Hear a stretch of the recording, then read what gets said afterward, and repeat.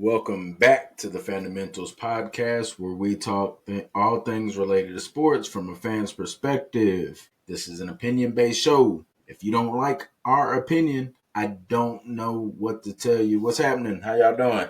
Good. What's going on? Having a good one. Man, trying to keep up with football and baseball. Like, this is crunch time for baseball, so I've been trying to keep up with that, man. I've been keeping up with Aaron Judge and his home runs. Word on the street is he's like locked into that MVP. That's what I'm hearing. I don't think he should be deadlocked quite yet. But word is after last night, he's kind of like deadlocked. I don't know, how they came to that conclusion because I mean it's been a fun race. But other than that, man, trying to keep up with some football and keep up with baseball, and soon we'll be trying to keep up with basketball. That's fast approaching. Right around the corner. It's crazy, ain't it? Yeah, Right around the corner. Yep, yeah, for sure. This episode, there's a few things I want to talk about. I kind of want to dive into Baltimore. I'm seriously here. Okay, here's my thing. After watching the game the other night, I think what I have a problem with is whenever Baltimore fails, like the some of the writers have it in their mind that is like totally Lamar Jackson's responsibility, right? And there's only so much he can do. But when you look at the numbers, you go back and look at the numbers. Baltimore has scored more touchdowns than any other team in the league right now, right? But they are dead last in defense. They're 31 in pass defense. They're like very good at run defense, but like overall for what they give up average, per game, they're dead last. And I don't care how great of a quarterback you are. When you have we saw this last year with Joe Burrow and Cincinnati. Like when you have to score that many points on a consistent level, it's hard. It's hard when you try to believe in your defense. And not only that, I mean, he can't. And no knock to Derrick Henry, but two of the three games that they've played, and fumbled in the fourth. He's had some key fumbles, right? Yeah. Lamar Jackson can't control that, right?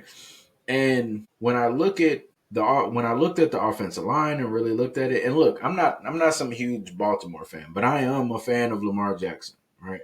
And when I look at Harbaugh as a coach, I'm like, hey man, we're kind of seeing a consistent problem year in and year, like the last couple years. There seems to be some consistent problems, and part of that is not only are y'all like starting late in terms of in season, things aren't quite spinning correctly, and then later on through the season last year they kind of figured some things out later on, but with the weapons that they have, I kind of see some issues with that as a head coach, and you've been the head coach there for quite a while.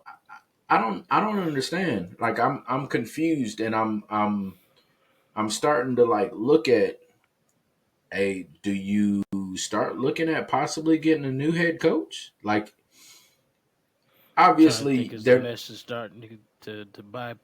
Are they getting away from the culture, the message, or is he having an effect on the locker room anymore? Type ordeal. Like what's going on, right? Because obviously they're not going to do it now. They're going to play out the season. But hey, I think if this season doesn't, if you don't make it to at least the AFC Championship, you probably got to start rolling some heads at the coaching position. In my opinion, it might need to be a new staff. New staff, new philosophy could be it. Or just the simple fact that these players just need to play better.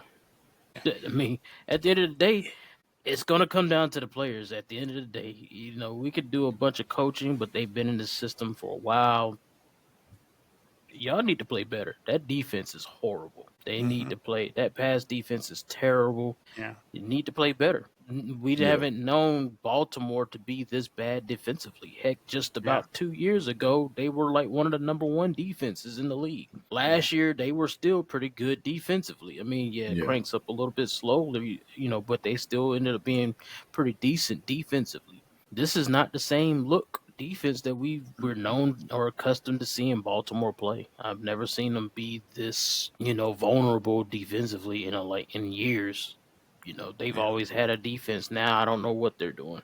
And then, offensively, they're rolling offensively. I mean, you just got, protect the ball. You got some turnovers. This doesn't happen. I didn't see Lamar Jackson. He got sacked like 6-7 times on Monday. Yeah. It's like you got things that you do need to clean up offensively, but they're still putting points on the board. But you can't win if you're giving up points either. Ultimately it comes down to your defense. Your defense got to get the ball back. They got to keep teams out of the end zone. Yeah. They just do it a few times in a game on key drives. These close games become wins. You know what I'm saying? Yeah. Like when you talk about Buffalo game, you know what I'm saying? They had that game in control. That should have been, yeah. You know what I'm saying? Boom. You're giving up big plays. You're giving up plays at the end of the game.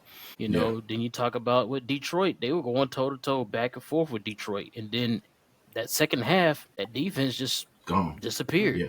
You know what I'm saying? So it's just like you can't win that way. Even in the game where, they beat the heck out of but but it's still like you just can't win that way. You can't play until halftime and then decide your defense just decides they're gonna be lax. You know what I'm saying? Yeah. Just because you got a lead or whatever, and that's really what's killing them. And Harbaugh, he's been known to be a pretty good defensive coach, so you can put blame on the coach. Yeah. But at the end of the day, players got to play with some pride too, man. Like you,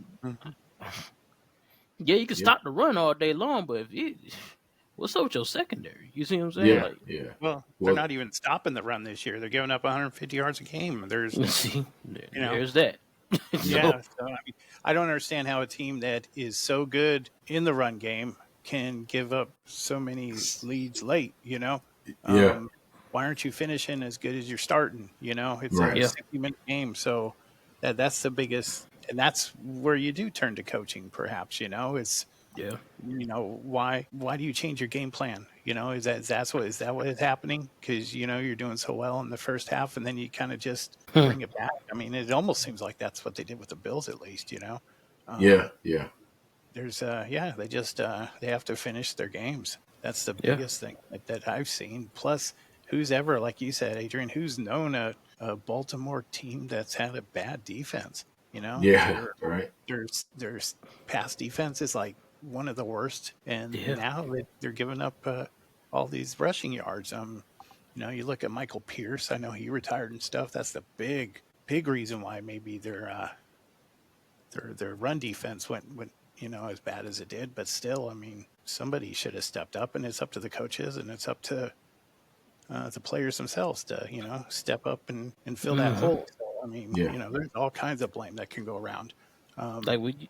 These were supposed to be, Super Bowl favorites, and they played two good teams and they've lost to two good teams, So if you can't beat two good teams in the regular season, which normally they do, they usually have the good regular seasons, and then, losing the playoffs, but now they can't even win against the good teams in the regular season. Yeah. That's a problem. That's going to be a problem because that'll be something that'll bite you in the end. Yeah. Oh, yeah, for sure. The NFL darlings, Philadelphia Eagles, they've turned into the NFL darlings now. All right. Along with. Here we go. Look, so we have Patrick Mahomes. We know he's a darling. Like, they go out their way to not say anything negative about Patrick Mahomes, right? Yeah. For one, right? You can have traps out too. Yeah. Yeah. Did y'all happen to see the play where Mahomes throws the ball backwards and it was recovered, but he went and recovered it back, right? It was like he went, made a play to get the ball back. Instead of talking about how bad the pass was, they were like, what quarterback does that? Like, he got all the praise in the world, right? Forget that they lost 15 yards or whatever. right? He just still got all the praise in the world, right? Yeah. Like the commentators would not say anything about the bad pass or the bad play. It was just like they just went out their way to not make it a negative thing with Patrick Mahomes, right? And if you understand how sports darlings work, it could be something as simple as getting the calls or not getting called for certain things. And so the Philadelphia Eagles are beginning to hop on that darling train in terms of getting the benefit of the doubt. Now, is that a NFL championship deal where if you get the NFL Super Bowl, then that becomes a thing? I don't believe that's it, because the Rams certainly did not get that the year following their win over Cincinnati Super Bowl. So I don't know. But what I will say is, man, on Sunday when they played the Rams, like from my TV, I'm like, hold on, I could see that was a false start on that tush push. Clearly the ref saw that. Oh, no, they didn't. Okay, well, I don't, you know what I mean? Like, right. And there's so many cameras right around these. I mean, there was the camera right over the top of the scrum. We'll call it that because it's a rugby play, not a football play. But there's a camera up there. There's cameras on every angle, and the whole world saw them false starting. We'll just call it that. I mean, they're all even before the ball's still in the center's hand, and they're all converging onto the middle. And we all see it. So why don't the refs see it? I mean, maybe that's something that should be reviewable. Yeah, I don't know. I don't think that's something that you can review. See that, but maybe it that should was be. one thing that but me we was talking about before. I know no episodes prior. It's like that is something that I think should be reviewable content. You know what I'm saying? Like, I know you don't want it to be lingering on, but maybe you should be able to review certain penalties. You know what I'm saying? Like, literally, just review them and say, hey, I'm going to throw the flag on that. We still only got two I mean, you got two challenges in a game. So, risk it. Hey, that right there, that can definitely change the moments of a game. Or review it like from the score, the booth, like they don't do on scores and stuff like that. Like, it should be reviewable. It should be reviewed, those type of things. And I mean, granted, there's always false starts. You could probably call false start or something, like, especially now with some of these linemen, and it's not just Philly, but I done seen a lot of linemen look like they kick out early before the ball even snapped. Chiefs were their tackles would start early. So it's like I starting to see a lot of that now, and it's just like, you can't do every single play, but sometimes if it's a crucial moment, it needs to be reviewed. It should be reviewed, or at least a reviewable play. And if the coach decides not to review it, then it is what it is. Right. Yeah. Of course. I agree with that. And like the thing is, it's not like it's something that only fans talk about. Like, writers are beginning to talk about this, like this being an issue. Look, is the tush push, like, not fun to watch? It's like getting like, oh gosh, here we go, another one. That's a boring play. Yeah, that's part of it. It's boring when you do it 4 or 5 times in a row. Yeah, but the bigger part of it is there's so many penalties that are being committed while doing it. Yeah, and it's okay, and I think that's where I have the issue with, like, yes, it is very boring. And look, I'm not blaming the Rams losing on that. We should have never been in that position. We were up 2 touchdowns and we were up comfortably, right? We got a couple field goals blocked. There was some botch plays. There was some. I mean, they scored off of a Matthew Stafford interception early in the game. There was, the Rams definitely, and as a Rams fan, considering how well we played against them, and we should have won that game, I'm not mad. Like, I'm actually happy. I feel comfortable, right? That's the second With time our y'all done team. Like played that was a Philly. good Y'all should have loss. won. Glad we glad we got that whooping early so that, you know, for the rest of the season, you know, you got to keep your foot on their neck. With that said, going forward, obviously there's nothing they can do about the tush push this season. I do believe in the offseason they're going to go back to it, and they're going to think that the things that we see in terms of them being like with the false starts and stuff, and them being over top of the ball and the way they're lined up is going to be an issue, and it's going to be some things that the owners, I'm sure, are going to talk about, and Goodell looks at, and the league looks at, because it, you know, I've seen a couple analysts be like, oh, well, you know, you know, if it was that easy, other teams would be doing it. Well, the New Orleans Saints tried it, you know, and it wasn't successful, but also, you know, I'm going to sound like a hater, but also they're not darlings. So I think they probably all didn't false start like that. And so because they figured it would probably be a penalty, right? You know, so I know I sound like a big Philadelphia Eagle hater right now. And, you know, I mean, look, you played against Philly. Your team lost. I mean, I would be mad as heck too if I yeah, seen I some mean, things I ain't like. it's just one of those things, man. You know, like, and it. Look, whenever you feel like certain teams get a competitive advantage because they seem like the darling, you're gonna dislike them. It's the same way how I feel about the New England Patriots. Like, That's how I feel I'll about the Kansas City forever have an Chiefs. issue because when have you ever seen the Tuck rule used again since the year Tuck after? rule does not exist. Right, but it existed against Oakland that night. Yeah, you're right. They pulled a rabbit out there.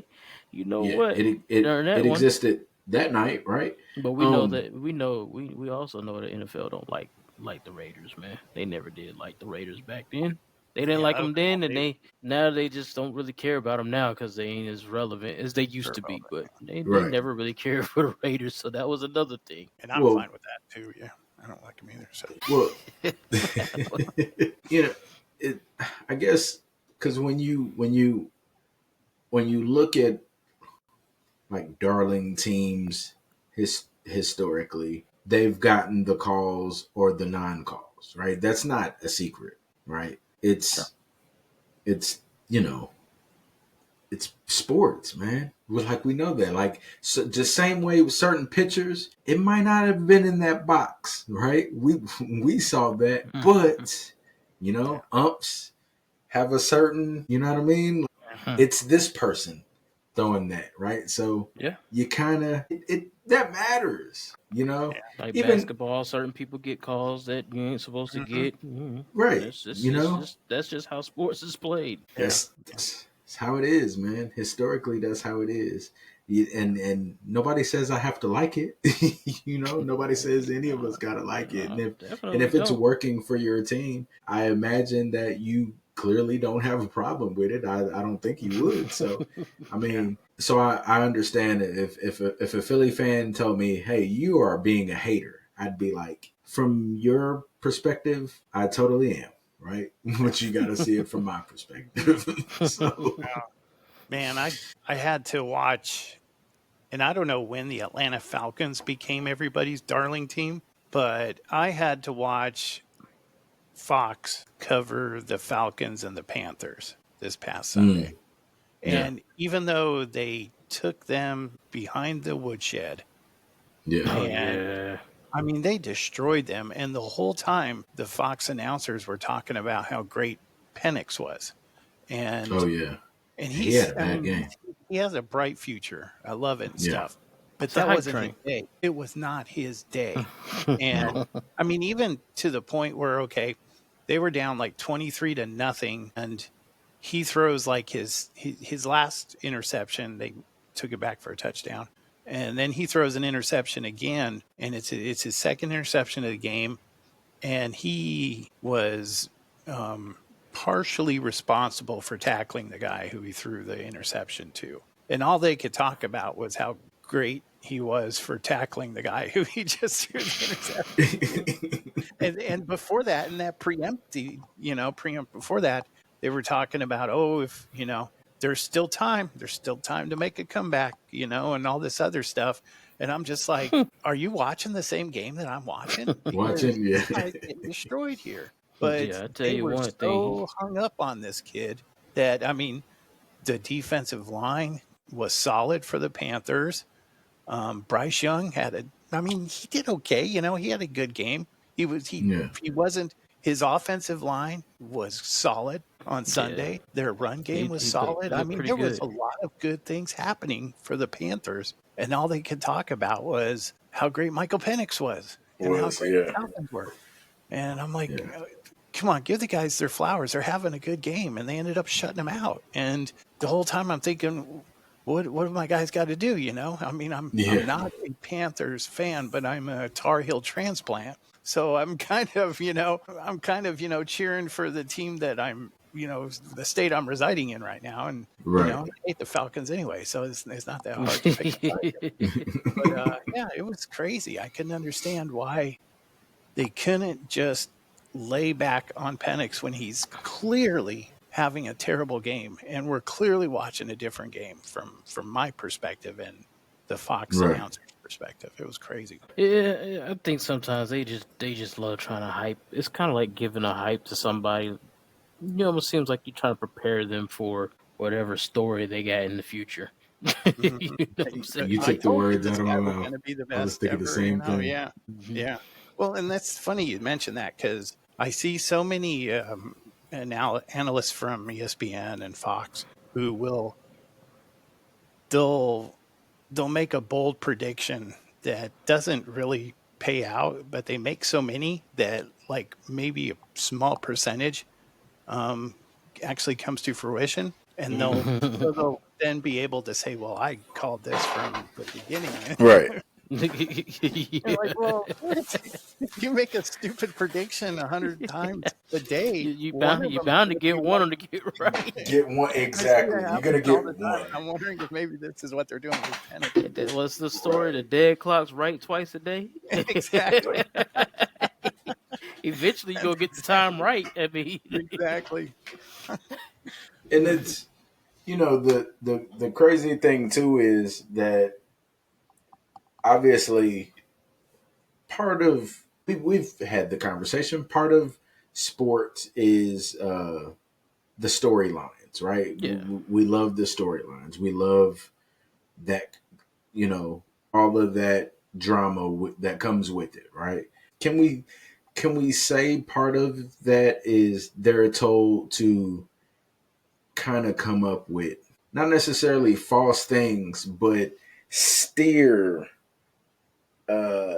certain players that have a bright future, steer them into the limelight, so to speak. You have to think Joe Burrow's out for what, 3 months? Yeah. JJ McCarthy's out. Brock Purdy's out. Watch your mouth. No 49ers in none of this talk today. We don't have to mention anybody. We ain't talk about none of. Not Bosa, not. Why you gotta bring up? See, why you gotta bring up old stuff? Not Kittle. You go.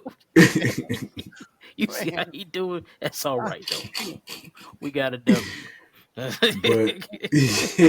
that's true. There you go. That's true. And it looks like Russell Wilson has just lost his job to Jackson Dart. And I will say he deserved to be benched. Oh yeah, absolutely. Absolutely. It's justified. Because I didn't watch the game. I watched the highlights of the game.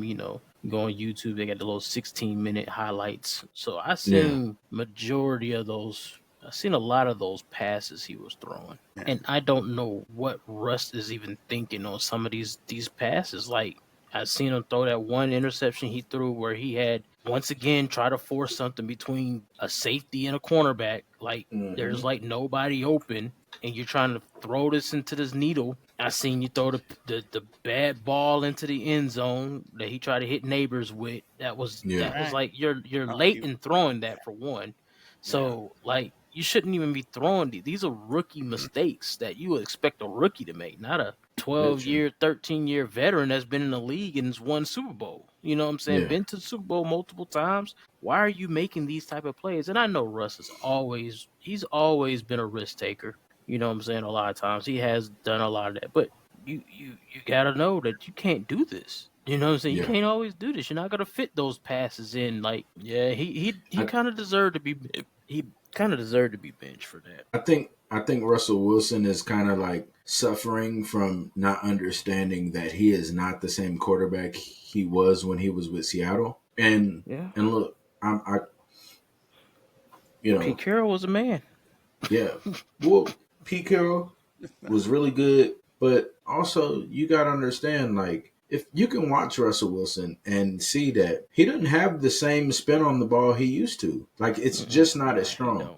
He don't. So what you was doing in Seattle, you don't have the same ability that you had at that time. So you have to learn to do things differently.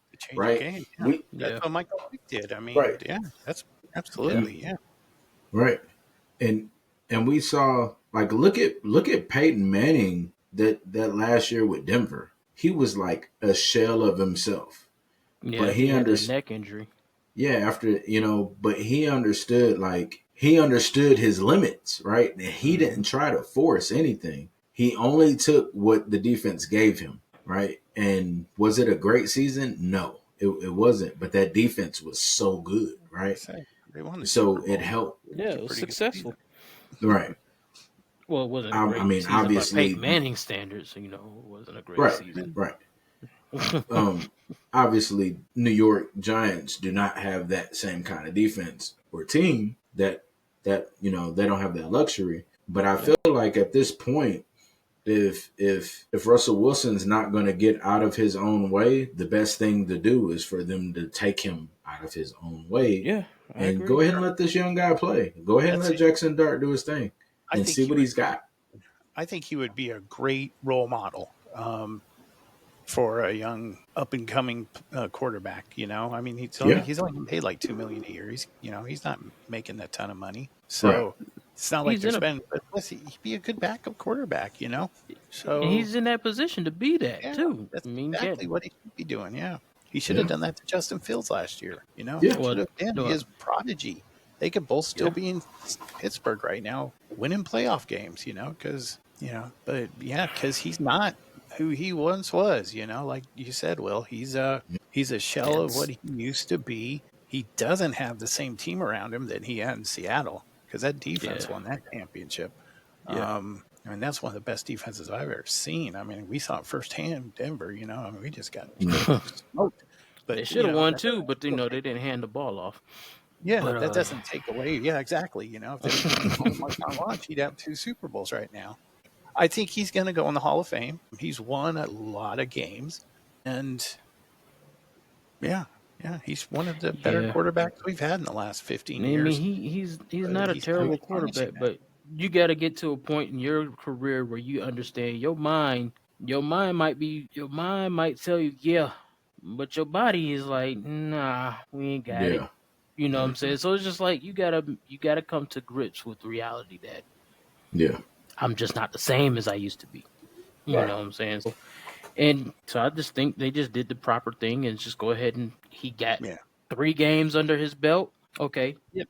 Jackson really Dart was able to see, and Dart was able to see how it works, how he could work, and now it's time to go. We're gonna go ahead and put in the rookie and go ahead and mentor him so we can get right.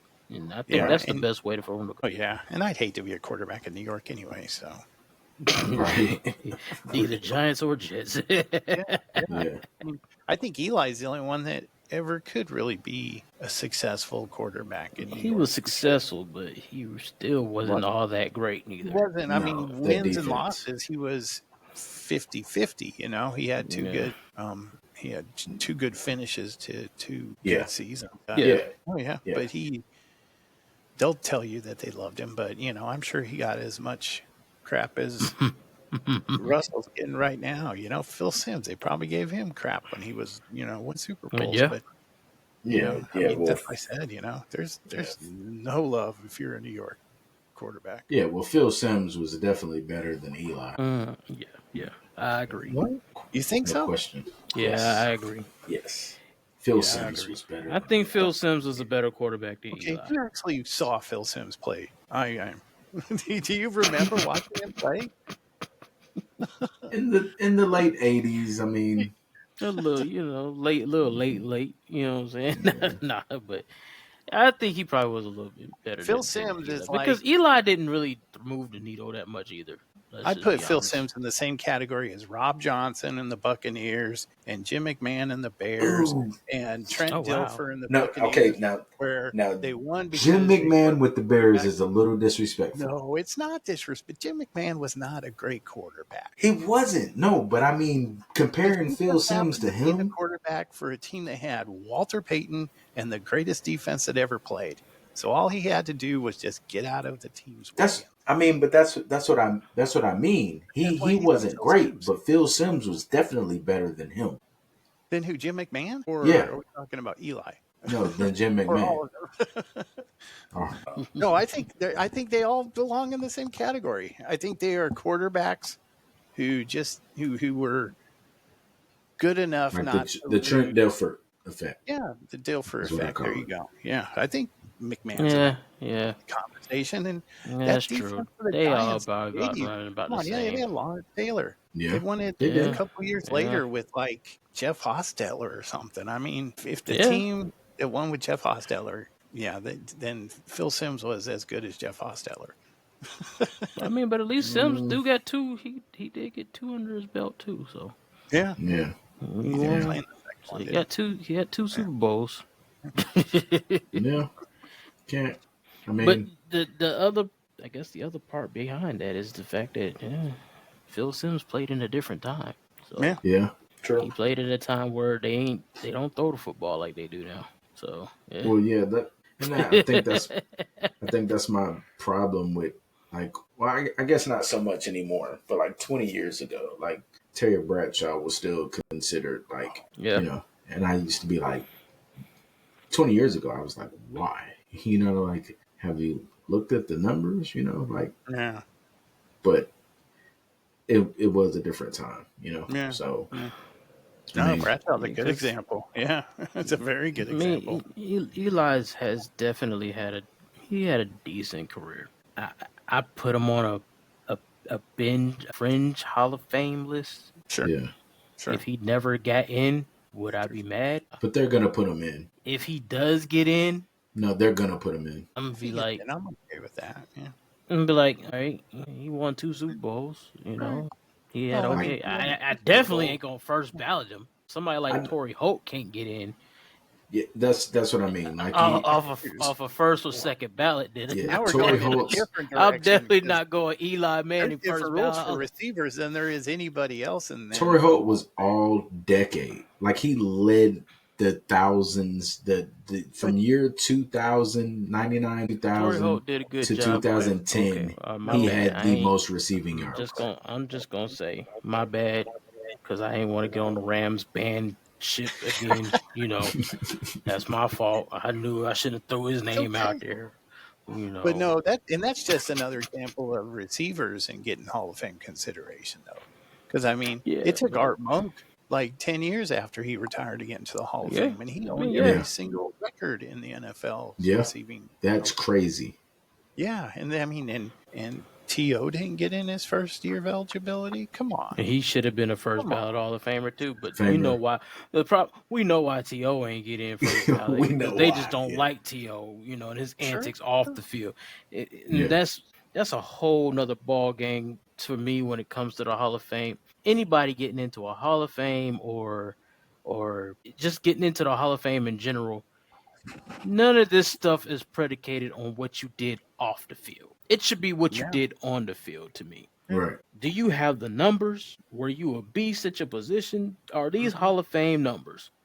That's all I care about. I don't care what you did off the field. That has nothing to do with what you produce on the field. You're in the Pro Football Hall of Fame, Pro Basketball Hall of Fame, Pro Baseball Hall of Fame because of what you did in the sport when you played. I think that's it. I think I think Pete Rose is the baseball. one that got shafted so much for so long because of what yeah. he did. You know, Because of Off what the he did, though. See, I'll differ with you on that because Pete Yeah. Rose is because of what Pete Rose did, and well, yes, yeah, what he Pete did, Rose he bet did, on he did, himself though. yeah, he did, nobody he did. except Pete Rose for But that. but the thing that I'm just saying is, do the numbers keep him from being a Hall of Famer? Fair enough. I get it. I get what you're That's saying. how I'm saying. Because like T.O., he didn't get a first ballot Hall of Fame, but it's because of why? Because they don't like his personality. Oh, he did this off the field, or he was this type of way. They say he did this in the locker room. Nobody liked T.O. Da da da da. That's Da. why What I'm does just that saying. have to do with how he played on the field?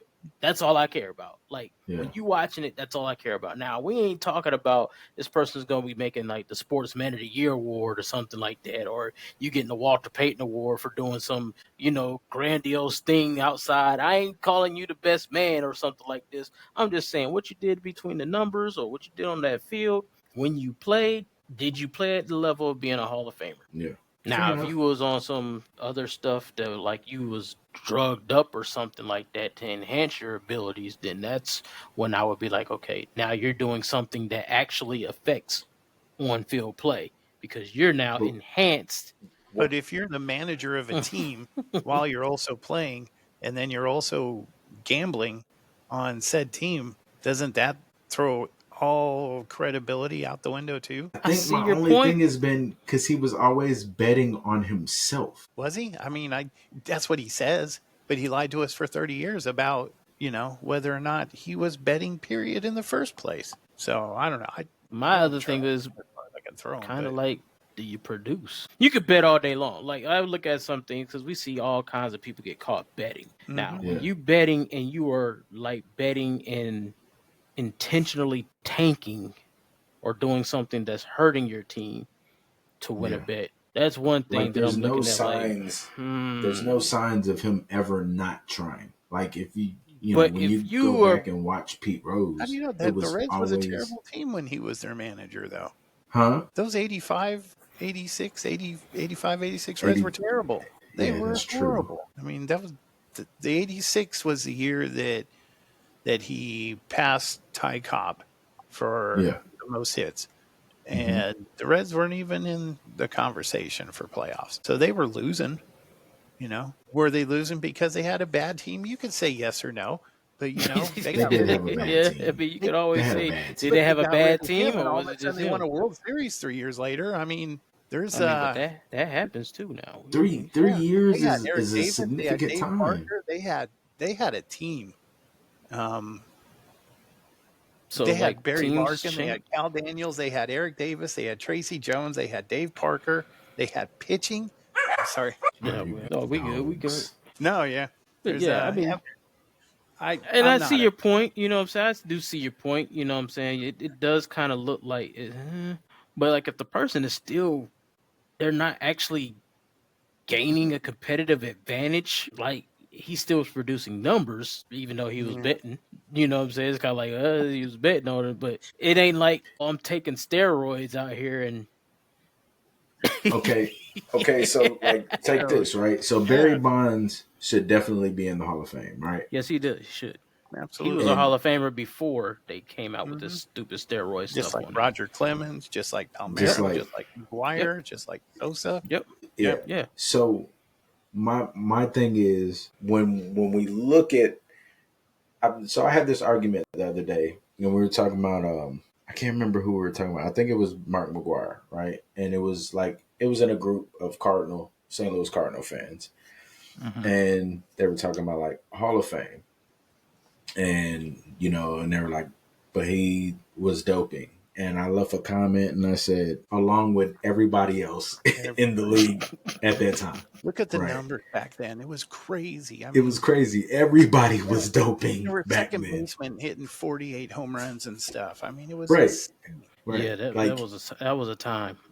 it was like Yeah, I think some things we have to look at and be like, because here's always been my thing with baseball, right? The roids, or the enhancements, whatever you want to call them, they don't help hand-eye coordination And one of the best at studying a pitcher and understanding what the next pitch was Barry Bonds. Yeah. Like understanding how to psych you out on that plate. Yep.